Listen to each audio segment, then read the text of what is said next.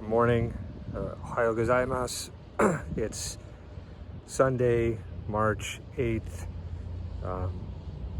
Been living in Japan for about 4 months now. I'm about to be a grandfather any day. It's got nothing to do with this video, but it's weird, so it's difficult not to talk about. It's sunny today, and I bought a car a few days ago. So not only did the Japanese people let me get a license, they let me buy a car. So I'm gonna take you for a little tour and show you around Japan. Okay, here's my car. It's a Nissan X-Trail. It's a little mirror for blind spots. I'll show you it real quick. Just unlock it.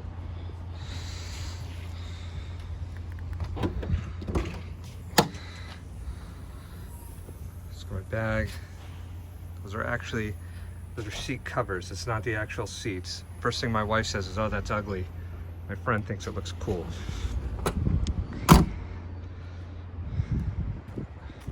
We'll go for a little tour. I'm gonna show you guys the Pier and 99 Islands, and then I'll show you. Yeah, got my seatbelt on already. Thanks. And then I'll show you where I'm living right now. Now, normally you wouldn't want to text and drive or video and drive, but in Japan it's not illegal. So I'm gonna go ahead and do it, because if it's not illegal, it can't be dangerous, right?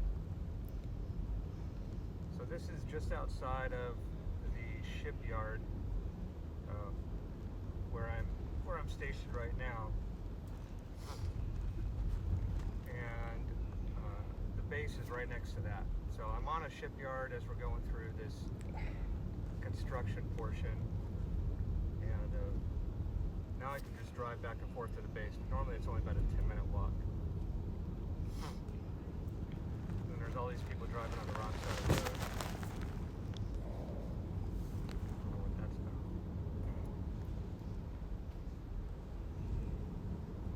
If I can figure out how to edit this and speed up the drive through the video like time lapse, I will. But I probably won't be able to figure that out.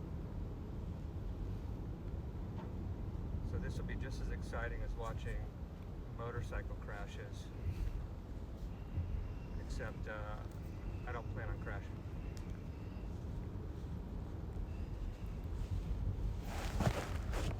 So up here a little ways is one of the piers where the pirate ships leave from, and they do their little tours.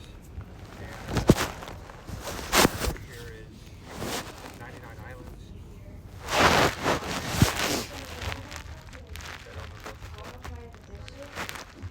Most of the cars here look like this one in front of me. On the dishes? They're just tiny little boxes. You just set them in a rack and they're good? Millimeters wide. You could probably disable the car by just putting your foot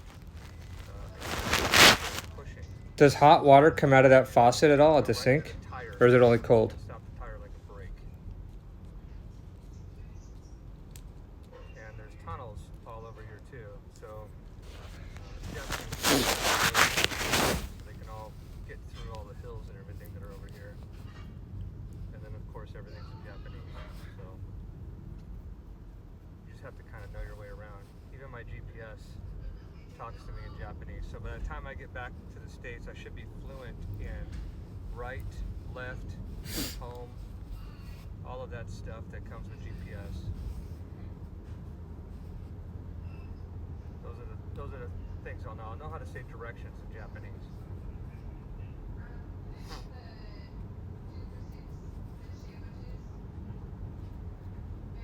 The other side of this tunnel is the pier. And it's pretty neat looking. So I'll park and show you what one of the main piers looks like.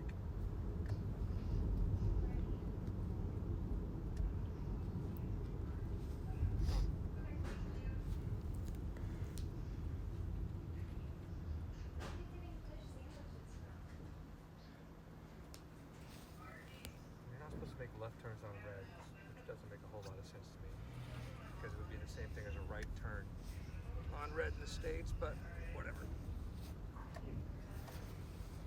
You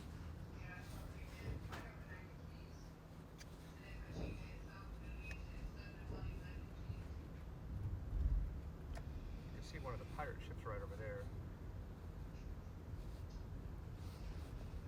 I'll get out of the car and show you guys what's going on. All right, so I just parked and I'm over here at the little pier. Now this is like within walking distance of the base, but it's definitely a lot faster to drive. But it's only about 4 kilometers away. I'll show you what this looks like. There's little shopping right here in a marina, and then this is actually an aquarium over here. And then, of course, if you wanted to pay for parking, there's all your stuff. So there's a dive shop that's closed. I'll walk over here to the aquarium. There's like a model ship inside here.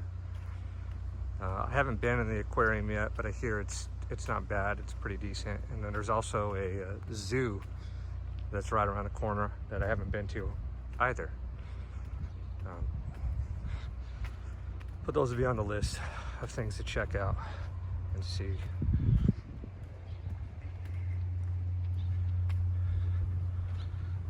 Most of the places here too have some pretty strange advertising.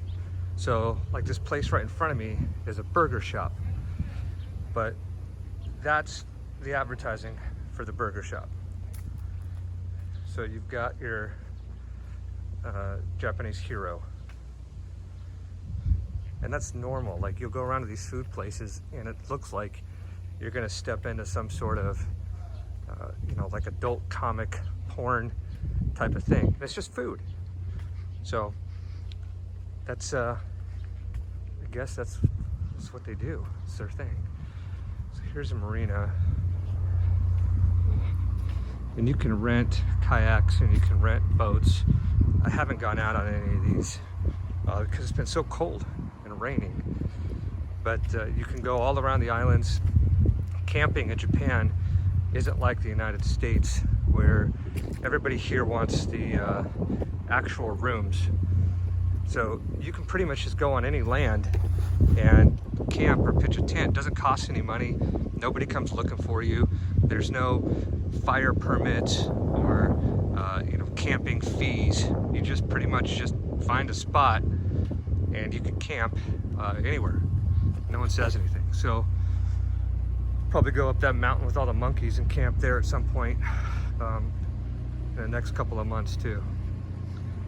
Here's your ships. So these ships go out to the 99 islands, which is where I'm headed to next. And I'll show you the 99 islands. That's just on the other side of the harbor from where my ship is. And they do this little tour that goes around to the 99 islands. And then this is the pier. So right on the other side of these hills is where the 99 islands are. So these ships go right out through the channel here and then over and around. And then over here there's just some nice restaurants and stuff. But all this is within walking distance of where the base is. So here we are at 99 islands. And it's called 99 islands because there's 208 islands. So, as you can see, you could take kayak, boat, there's some bridges that go out there, but all of it is free, and this is 99 islands. So it's just a short walk from where I was before on the pier. I was just down the hill. So I'm going to explore these a little bit more this summer when you can do dive trips and stuff around there. But all of this is pretty close to the base. All right, so now we're driving to Odin's house, which is where I stay a few nights a week. Still living on the ship, technically, so I stay on the ship maybe 2 or 3 nights a week, and now I'm gonna stay probably, now that I've got a car, I'll stay over at Odin's house when I get the chance to. It's a little bit further away from base, and it's over in this little Japanese district with this high school and elementary school. So by bike, it's probably about 15-20 minute bike ride, and then by car, it's about 10 minutes away from base. So it's when I walked it, it took me about an hour. But now that I have a car, I'm going to go back and forth. So I'll stop the video and restart it once I park over there, because there's a couple of streets that are the turns are so narrow that I just have to do them in reverse. So I turn down a street and then I put it in reverse, and I go down like 2 or 3 streets in reverse and then park in reverse at his place, because there's really no other way to get into his driveway. And that's kind of common here too. Like, all of his neighbors do the same thing. So you just everybody driving in reverse everywhere. So, all right, I'll resume once I get to Odin's house and wrap it up there, so you guys can at least see what my normal day stuff is like. Okay, here we are at Odin's house. Let me close my mirrors. And I'll show you what his place looks like. So you can get either a Japanese style house or what they call a Western style house when you come to Japan, but I don't know why you would get a Western style, because the Japanese style is better. So he's got this little shed, I think with nothing in it, this little carport, and then a front yard. So this is where everybody drives in backwards, because there's no real way to navigate these turns around here. So there's a school right here, a little baseball park, and then this is the house.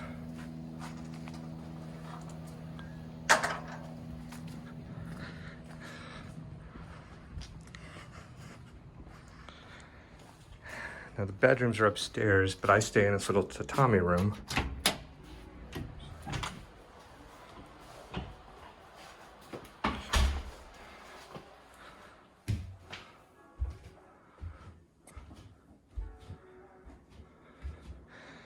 This is all of Odin's stuff, and then this is where I stay. So I rolled this up and put it in there.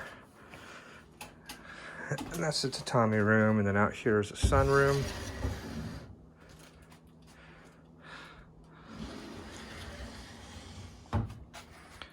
And then, of course, the bathroom with the Japanese toilet.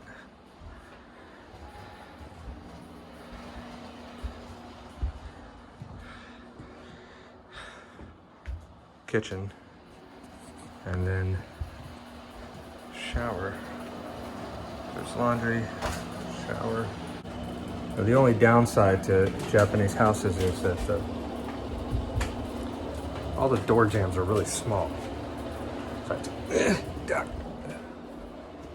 Just get around the door.